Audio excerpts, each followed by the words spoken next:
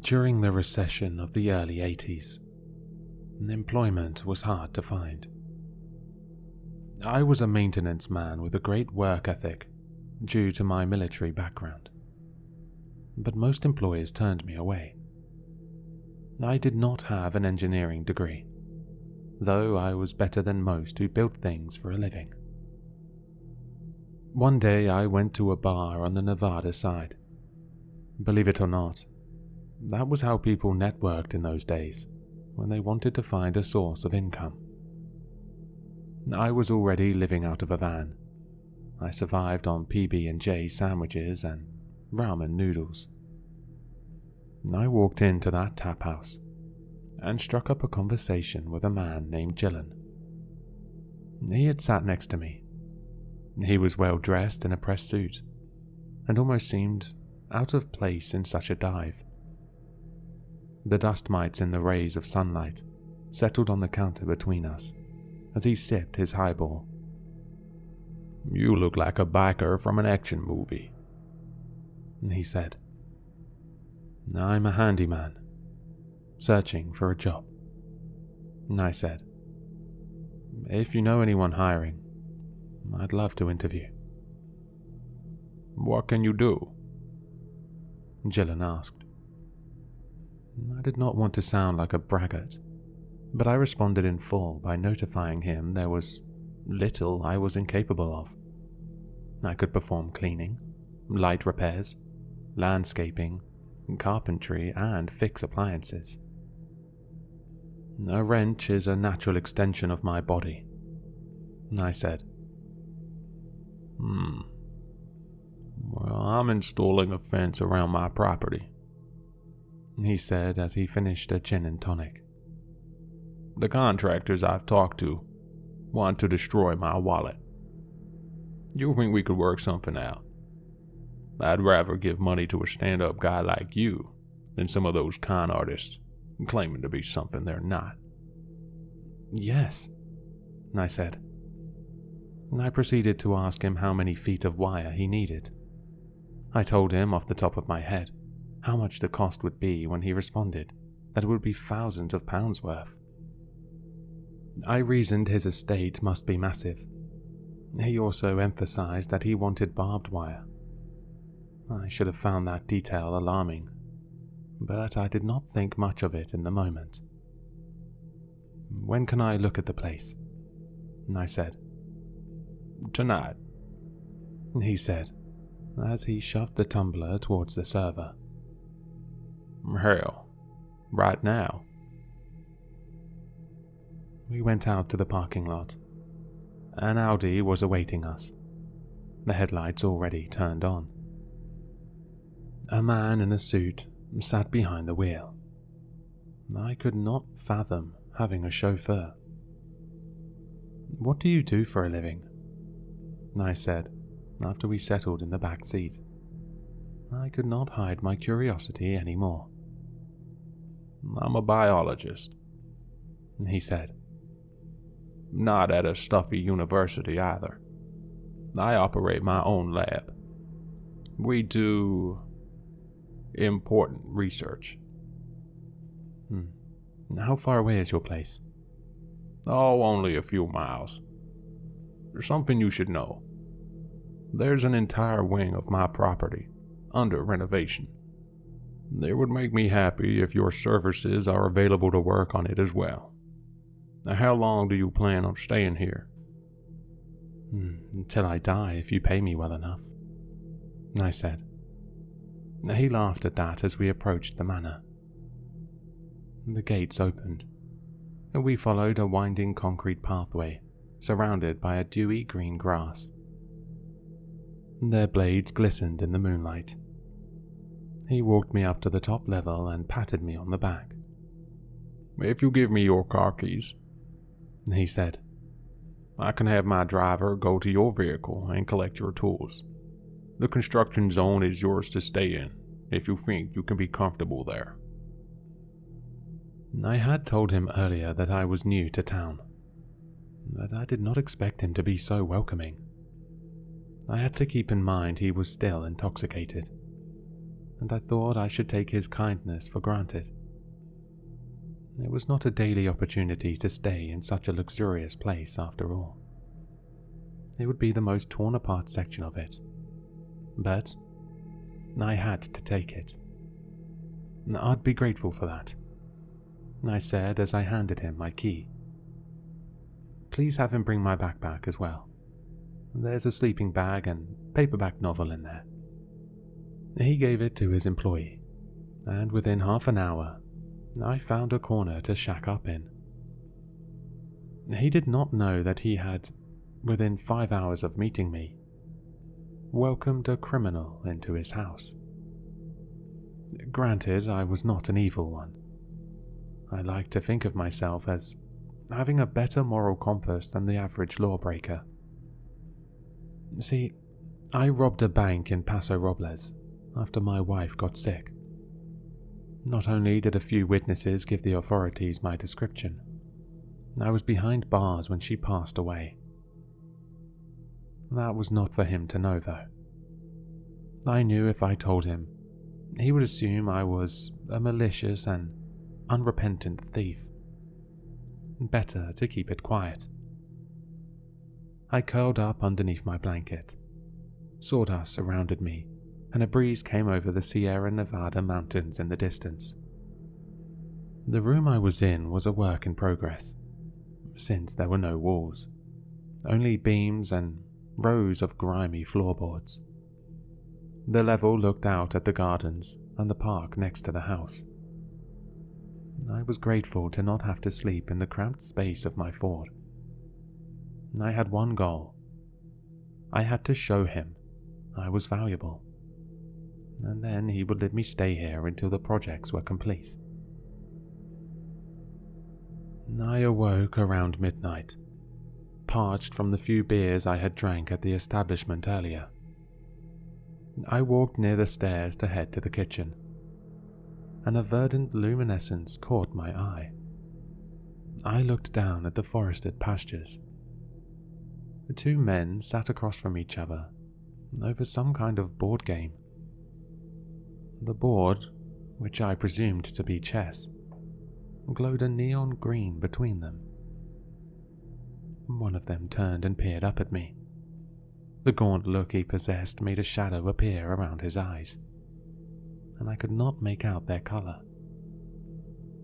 I turned around and tried to go back to sleep. The next night, a bout of insomnia overcame me.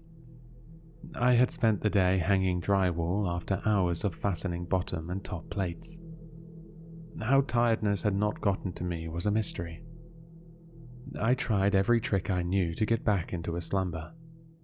I tried breathing techniques and meditation from psychology books I found in prison. Nothing seemed to work. I tried to get lost in my paperback, a collection by Richard Matheson, and all it did was captivate me.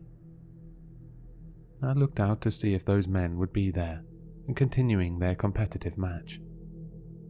I did not understand the hours they kept, and a part of me wondered if they were casing the area to burglarize it. If my negative suspicions were true, that had to be the strangest front ever put up by a potential home invader. As I scanned the wilderness, what I saw next stunned me. Two women sat down next to each other in a thicket of trees. Both of them appeared to be in their mid-30s. Their faces were visible, but they wore yellow hazmat suits. I crawled to the edge of the flooring to get a better view of them. Their choice of clothing concerned me. That was when a man leapt out from behind one of the pines and chased after them. Even from my vantage point, he was huge, very lanky and towering. My instincts kicked in. I went downstairs and ran into the woodland in pursuit to help. This was a foolish maneuver, from the standpoint of self-preservation. But I had to. Leaves crushed under my feet as I made my way deeper into the outgrowth. A screwdriver and box cutter were in my pockets. They would be the only weapons besides my grappling should an act of violence occur. A rabbit hopped by. It stopped to look at me before it moved behind a log. I saw a skull drawn on its fur in a black marker. I observed a clearing in the distance and heard a masculine voice. I inched closer. Something crawled in the trees above me. The sound of something sharp scraping on wood floated. Although not a religious person, I prayed it was a mountain lion. I continued to follow the chatter and saw the same two men moving their paces on the chessboard. One was the bully who had driven the woman away from their peaceful spot. What struck me as odd was how gigantic both individuals were.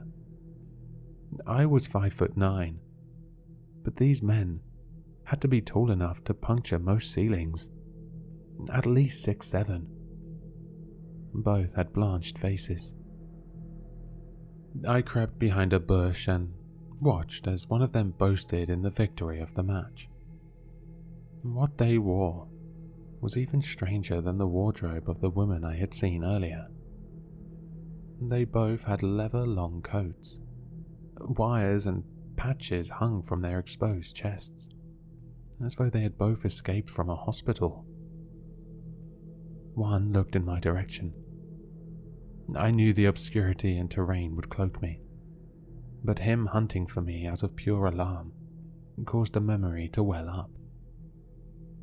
I was in the jungle as I tossed white phosphorus smoke grenades between bamboo stalks. I hoped the bullets flying around me would not connect. I shook my head and came back to the present moment. Now was the time to remain focused. I kept low and made my way back to Gillen's house. I was unsure of what had happened to the females, but relieved to have returned to my new home. The moonlight seemed brighter when I went to rest. The light of it washed over me. I was unable to do anything but stare out at the tree line in anticipation of what else it could bring. "Oh, there's a third room I want you to work on," Gillen said as he cut into syrup-drenched French toast. We sat at his kitchen table made of marble. Maple wood cabinets surrounded us and had stainless steel handles. I had never been in such a high-end dining area.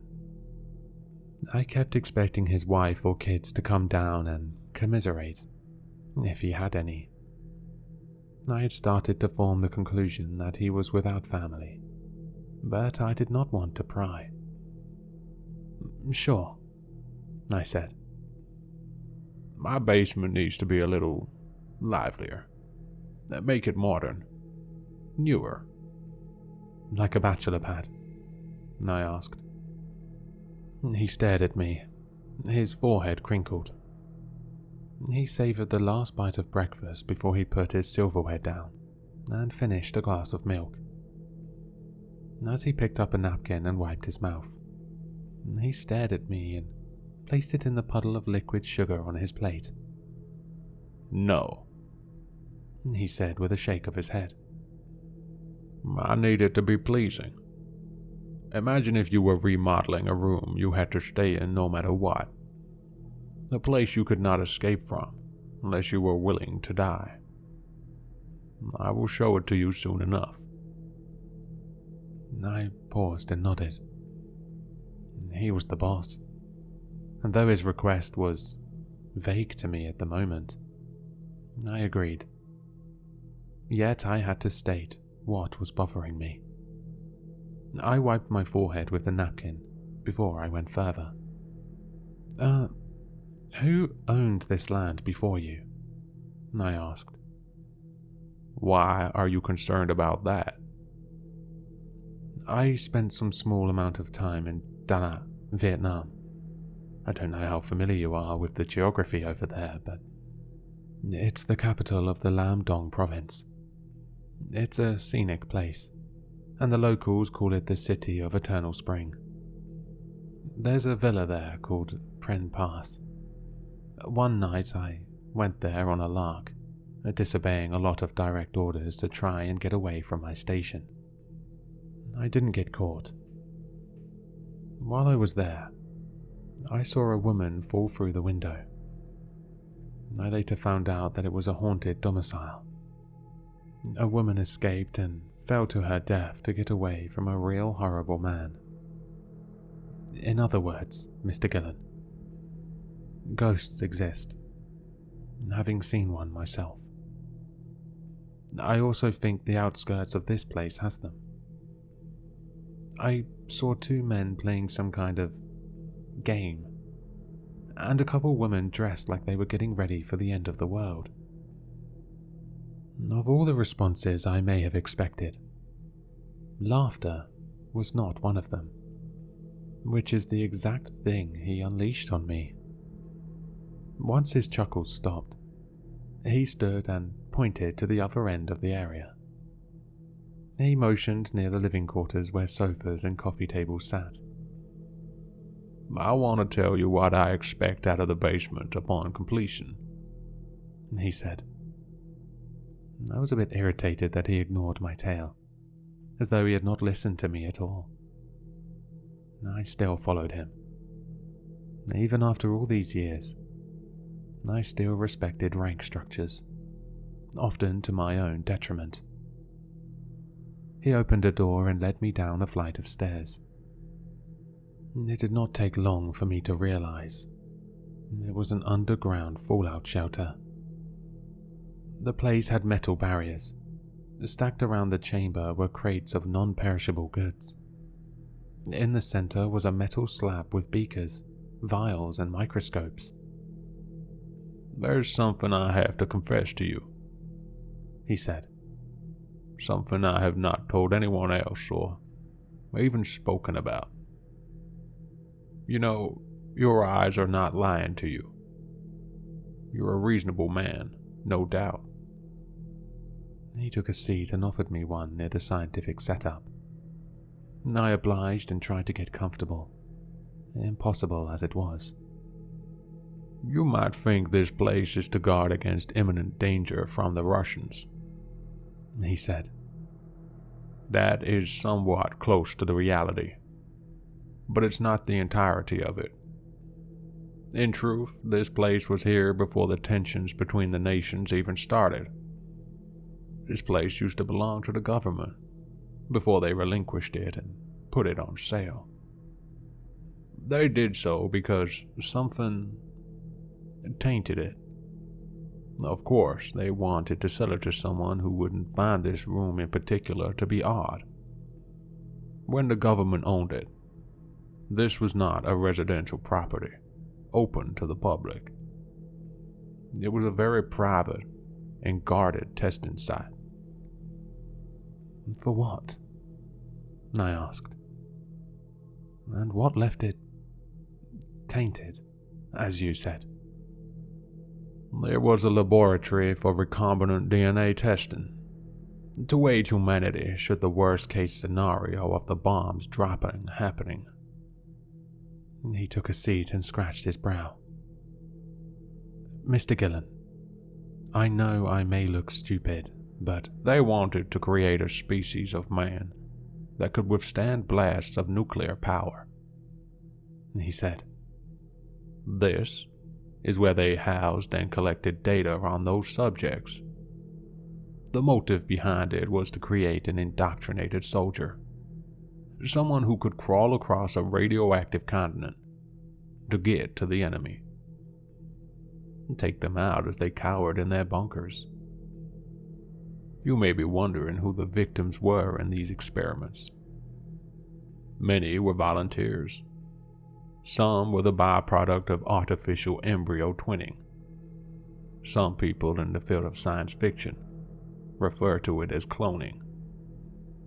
I find the term pedestrian and not accordance with true scientific terminology. Other guinea pigs had labels. Enemies of the state, for example. ones cherry-picked by the top brass in the Department of Defense. They could only kidnap, detain, and ship those that would go unnoticed when they went missing. So, drug addicts, the homeless, ex-felons. He took in a long breath before he gave the next description of an undesirable. Bank robbers. Gillen lit a cigarette and seemed to revel in watching my face. Okay, I said. So some people got brought here against their will?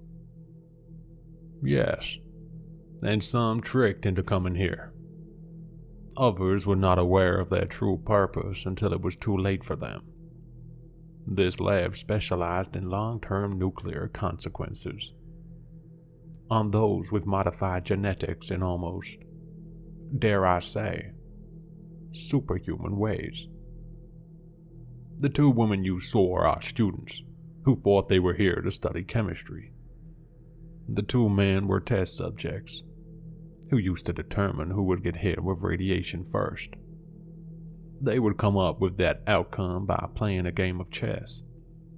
The loser had to walk into the sphere and take the roentgens first.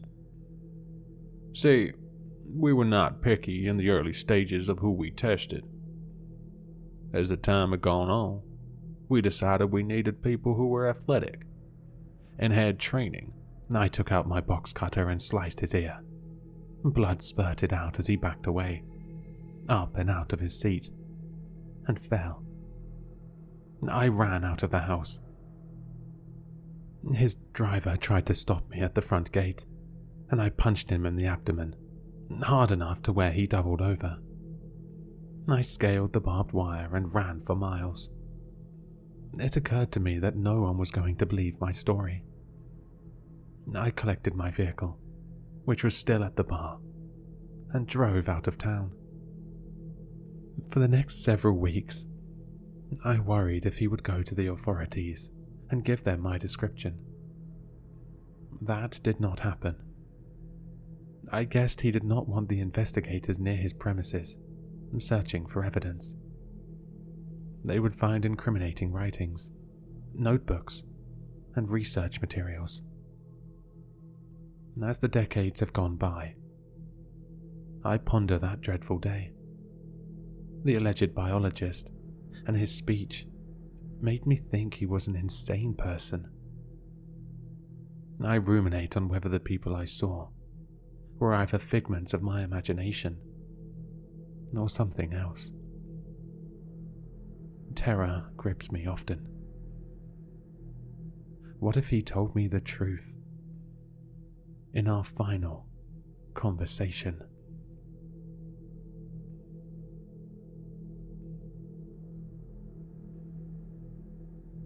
Hello, Sinister listeners. If you've enjoyed this story, then you'll find all the author's information in the description below. For more content, be sure to like, comment, and subscribe to succumb to the sinister.